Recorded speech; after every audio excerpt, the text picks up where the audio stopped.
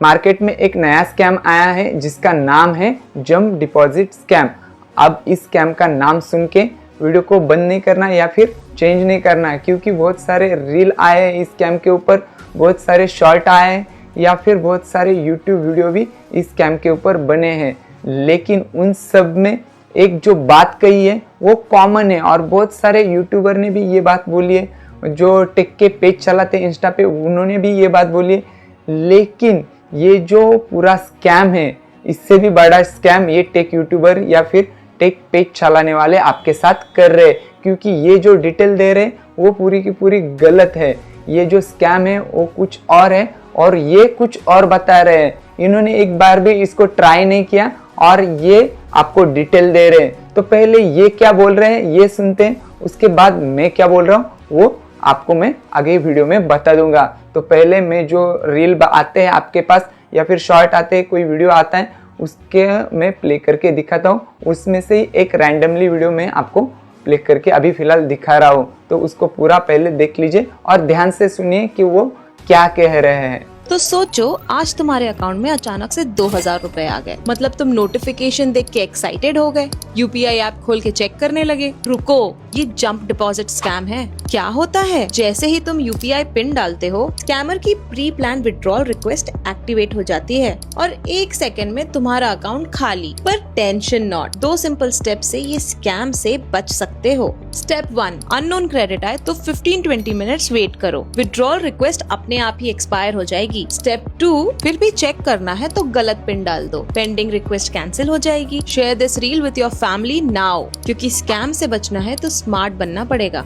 अभी इसी तरह के बहुत सारे रील है और इन्होंने कॉमन बात कही है। सभी रील में आपको एक बात कॉमन देखने को मिलेगी कि जैसे ही आपके अकाउंट में कोई अननोन नंबर से पैसे आते हैं तो आप बैलेंस चेक करने के लिए जाते हो और वहाँ पे पिन एंटर करने के बाद किसी अननोन पर्सन से आपको एक पेमेंट की रिक्वेस्ट आई होती है, वो ऑटोमेटिकली एक्टिव हो जाती है या फिर एक्सेप्ट हो जाती है और आपका अमाउंट है वो स्कैमर के पास चला जाता है। और इससे बचने के लिए उन्होंने कुछ 2 स्टेप भी बताए कि अगर आपको ऐसी कोई अमाउंट आता है तो आपको तुरंत वो बैलेंस चेक करने के लिए यूपीआई एप्लीकेशन में नहीं जाना, 10 से 20 मिनट का वेट करना है।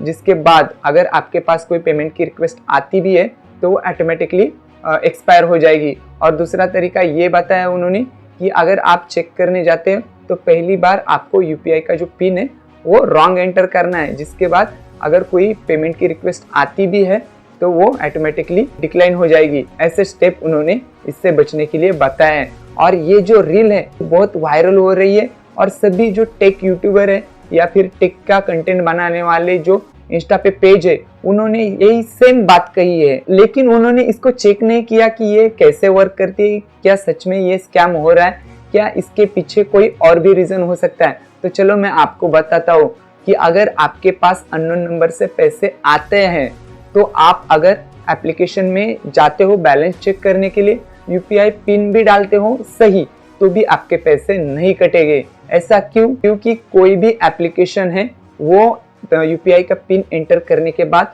आपकी रिक्वेस्ट एक्सेप्ट नहीं करता, मतलब जो पेमेंट की रिक्वेस्ट आती है वो एक्सेप्ट नहीं करता। आपको एक पॉपअप शो होता है, वहाँ पे का ऑप्शन आपको देखने को मिलेगा या फिर पेमेंट एक्सेप्ट का ऑप्शन वहाँ पर आपको दिखाई देगा, या फिर नोटिफिकेशन में आपकी पेमेंट की रिक्वेस्ट आई होगी, वहाँ पे जाके आप उसको एक्सेप्ट कर सकते हो या फिर डिक्लाइन कर सकते हो। लेकिन ऐसा किसी भी ऐप में नहीं है कि अगर आप वहाँ पे बैलेंस चेक करने को जाते हो और यूपीआई का पिन एंटर करते हो तो पेमेंट की रिक्वेस्ट भी वही से एक्सेप्ट हो जाएगी। ऐसा किसी भी एप्लीकेशन में नहीं होता। मैंने खुद इसको चेक किया है, चाहे तो मैं इसका वीडियो यहाँ पे प्ले कर रहा हूँ, आप उसको भी देख लीजिए। और वहाँ पे मैं आपको प्रोसेस भी करके दिखाया हूँ कि अगर आपको कोई अमाउंट भेजता है या फिर पेमेंट की रिक्वेस्ट भेजता है, आप उसको चेक करने के लिए ऐप में जाते हो और यूपीआई का पिन एंटर करते हो तो भी आपकी जो रिक्वेस्ट है वो ऑटोमेटिकली एक्सेप्ट नहीं होती।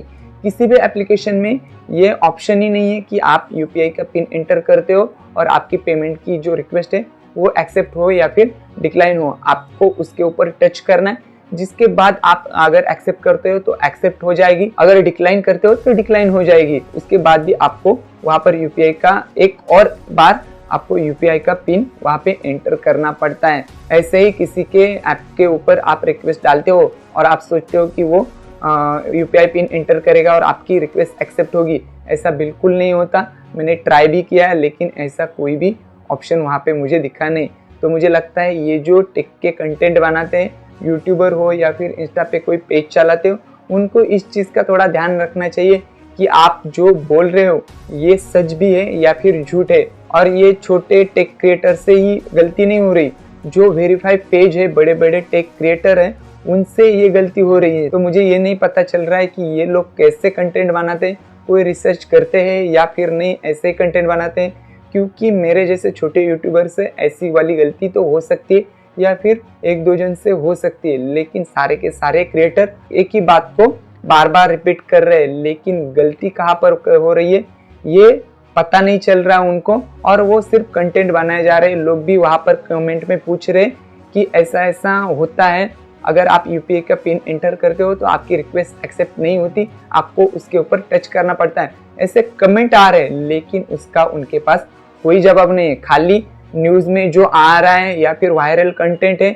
उसको ही वो वीडियो में डाल रहे हैं, उसके आगे पीछे कुछ नहीं देख रहे, या सच है या फिर झूठ है, कोई उनको कुछ लेना देना नहीं है। बस आपके पास वो एक इंफॉर्मेशन पहुंचा रहे, वो सच है झूठ, उससे कोई भी उनका लेना देना नहीं है।